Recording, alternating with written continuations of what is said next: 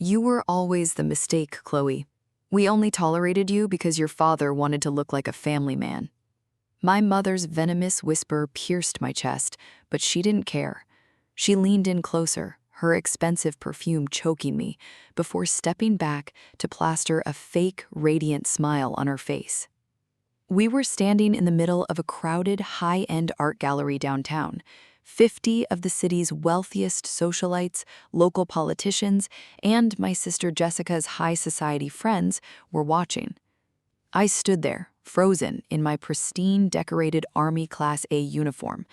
I was a captain in military intelligence, having just spent 10 months in a high-threat zone tracking deep state insurgent networks. I literally just gotten off the plane, carrying my heavy duffel bag, wanting nothing more than to celebrate my sister's art gallery launch. Instead, my mother Eleanor looked at me like I was a stain on her perfect floor. My sister Jessica smirked, holding a glass of champagne, while my father Robert stood by, completely ignoring my presence. "Mom, please," I whispered, my heart aching with agonizing pain. "I spent a year in a combat zone. I almost didn't make it back." "Oh, stop the dramatic sob stories, Chloe," Jessica scoffed loudly, ensuring her friends could hear. "You went to the army because you couldn't get a real job. You're just here to ruin my big night with your ugly uniform. You've always been jealous of my talent." "She's right, Chloe," my father chimed in, his voice cold. "You look out of place here. Take your bags and leave before you embarrass us in front of our investors." A murmur of judgmental whispers rippled through the crowd of guests. They looked at me as if I were a parasitic embarrassment. Holding back the tears of deep betrayal, I turned and walked out of the gallery into the pouring rain. I threw my duffel bag into the back of my old truck, my chest tight with a mixture of grief and rising hot anger. My hands shook on the steering wheel as the first heavy raindrops hit the glass. Buzz. My phone lit up. It was a text from my mother. "Mother, we've changed the digital gate codes to the house. Don't bother coming to sleep here. We've also put all your childhood boxes on the curb. The trash pickup is tomorrow. Good luck finding a cheap motel." Before I could even catch my breath, a sudden banking notification popped on my screen. "Alert.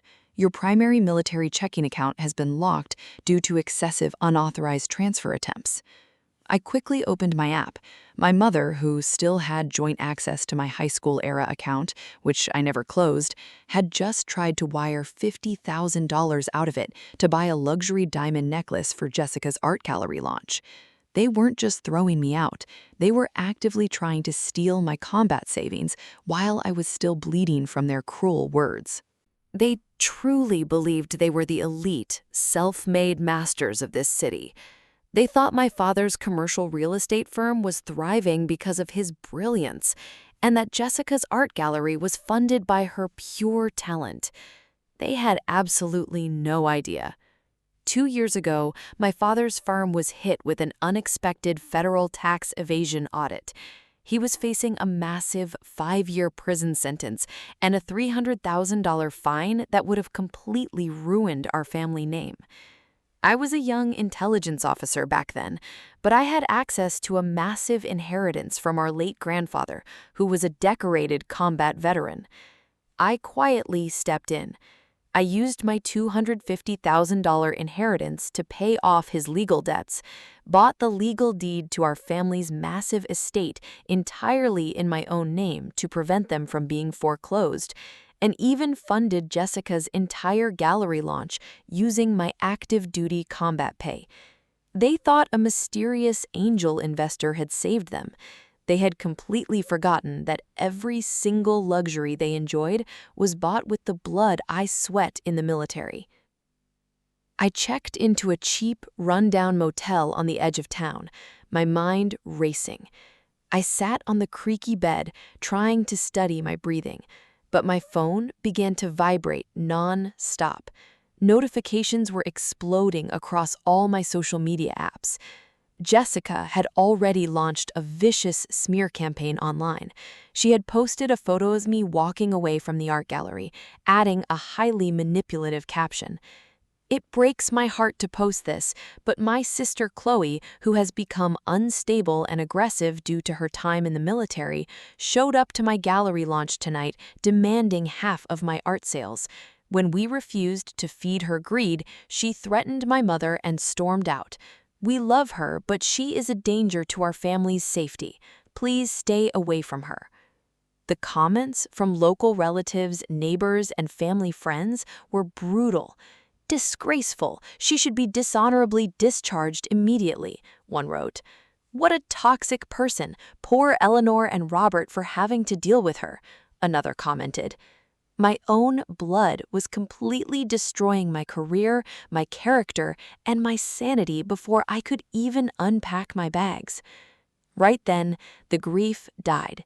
The agonizing pain vanished, replaced instantly by a cold, calculating military focus. I was a military intelligence officer.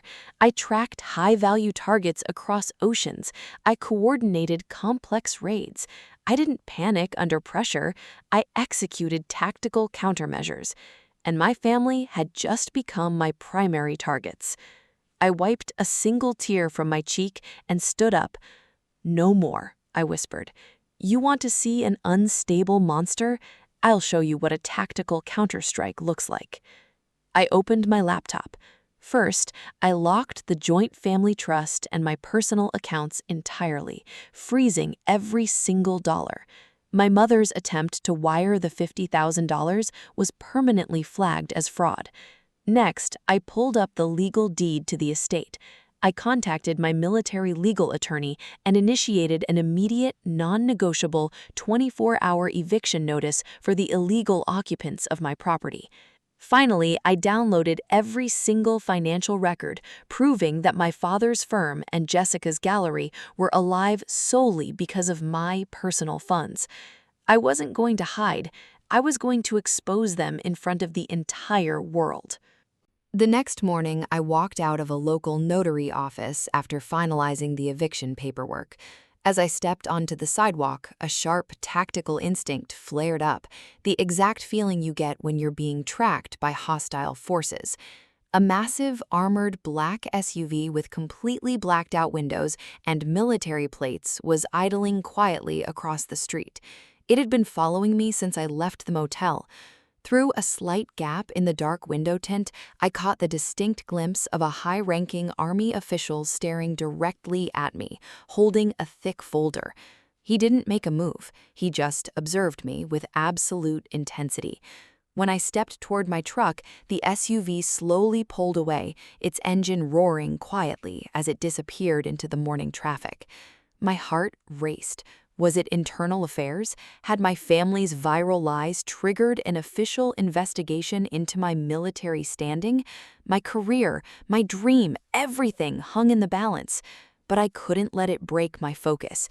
The final showdown was tonight. Tonight was the grand finale of my sister's art gallery exhibition, a massive public gala at the city's grandest ballroom. Over 100 of the city's most powerful figures, business partners, and politicians were in attendance. I walked straight through the grand double doors. I wasn't wearing civilian clothes. I wore my immaculate Army dress Class A's, my combat ribbons and medals gleaming brilliantly under the crystal chandeliers. The ballroom was packed. In the center of the room stood my mother, holding a glass of champagne, loudly boasting about Jessica's self-made success to a circle of wealthy investors. The moment she spotted me marching toward her, her face contorted into pure, ugly rage. She tapped her glass loudly with a spoon, silencing the entire ballroom. "Everyone, look who decided to crawl back," my mother announced with a cruel, mocking laugh. "The ungrateful mistake is back for more attention. Tell us, Chloe, did you come here to beg for a handout, or are you going to threaten my family again because your own life is a complete failure?" The wealthy crowd chuckled dismissively, looking at me with absolute disgust. My father stepped up beside her, crossing his arms. "Get out of here, Chloe. You are a toxic parasite. We don't want your broken mental state ruining your sister's legacy." My sister, Jessica, sneered. Leave before I have the security forcefully throw you into the street." They thought they had won. They thought they had backed me into a corner in front of the whole town. Suddenly, the heavy double doors of the ballroom slammed open with a resounding thud. The room went completely dead silent. Walking into the ballroom was a tall, imposing figure with an unmistakable aura of absolute power. He wore a flawless army uniform covered in rows of historic combat medals, and on his shoulders gleamed the silver stars of a 3-star lieutenant general. It was Lieutenant General Marcus Vance, the commander of the Army Forces, a legendary figure who reported directly to the Pentagon. Behind him walked 2 stone-faced military police officers. The crowd gasped in shock. My father's jaw dropped. A 3-star general entering a local civilian gala was entirely unheard of. General Vance didn't look at the wealthy investors. He didn't look at my parents. He marched with terrifying authority straight across the polished floor, directly toward me. He stopped exactly 2 feet in front of me. He snapped his shoes together, stood at flawless attention, and delivered a crisp, powerful salute directly to me. "Captain Chloe Davis," General Vance's booming voice echoed off the high ceilings. "It is an absolute honor to finally deliver your commendation in person." I immediately snapped to attention and returned the salute perfectly. "The honor is mine, General." My mother's face went completely pale. She stumbled backward into a table. "General, I think there's a major misunderstanding," she stammered, trying to force a manipulative smile. "Our daughter is just a low-level desk clerk. She's unstable. She's been trying to extort my family." General Vance slowly turned his head, his icy eyes locking onto my mother. The sheer, terrifying authority radiating from the commander made my mother instantly freeze in fear. "Hold your tongue," the general said with a quiet, lethal weight. "You are speaking about a national hero. Captain Davis didn't just sit at a desk. During a high-threat ambush last month, her intelligence coordination and combat rescue operations saved an entire squad of my men. She is being awarded the Distinguished Service Cross next week at the Pentagon, and I have been personally monitoring her safety since she touched down." The entire ballroom erupted into shocked, frantic whispers.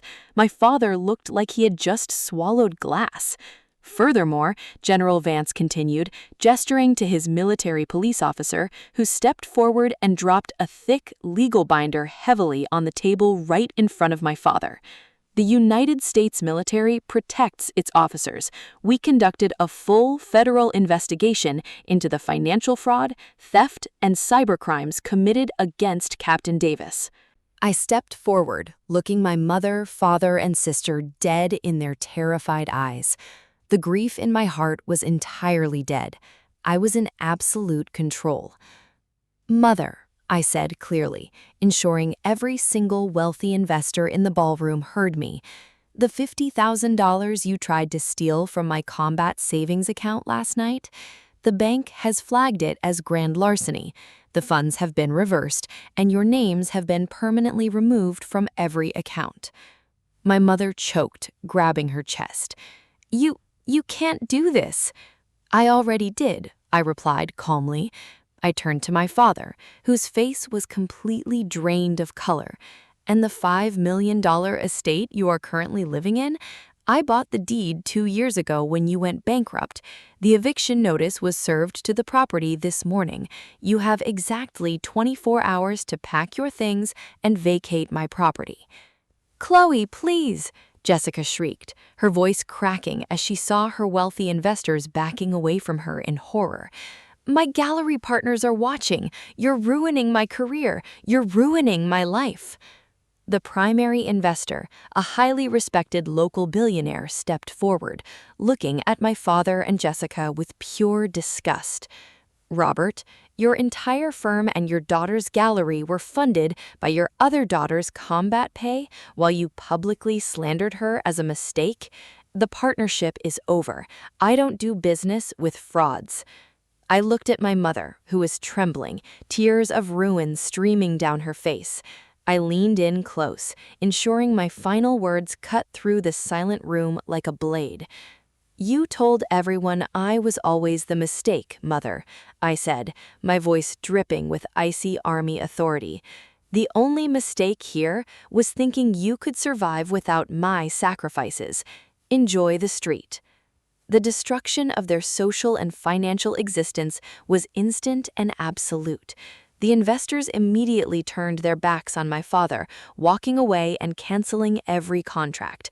Within seconds, Jessica's phone began buzzing frantically as news of the fraud leaked online, causing her gallery shares and follower counts to completely collapse into nothingness.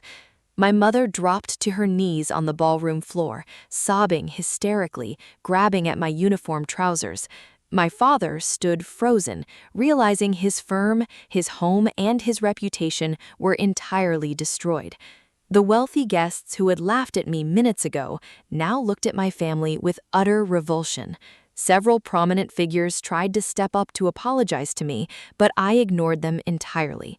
They didn't matter. General Vance offered a small, proud smile. "Your transport is waiting outside, Captain. Let's get you ready for the Pentagon." "Right behind you, sir," I said.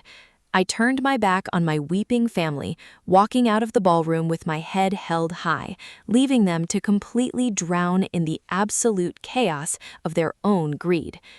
You cannot cure a toxic, envious family with your own sacrifice. For years, I believed that if I worked harder, if I bled more, if I quietly saved them from bankruptcy and funded their lavish lifestyles, they would finally see my worth and love me. I thought my silence would buy their respect. But narcissistic people do not appreciate your sacrifices. They merely view them as a green light to exploit you further. They will happily watch you risk your life in a war zone while they plot how to spend your hard-earned money. True honor isn't about letting toxic people destroy you just because you share a last name. True honor is knowing your own value, drawing an unbreakable line in the sand, and letting the fires of karma handle the rest.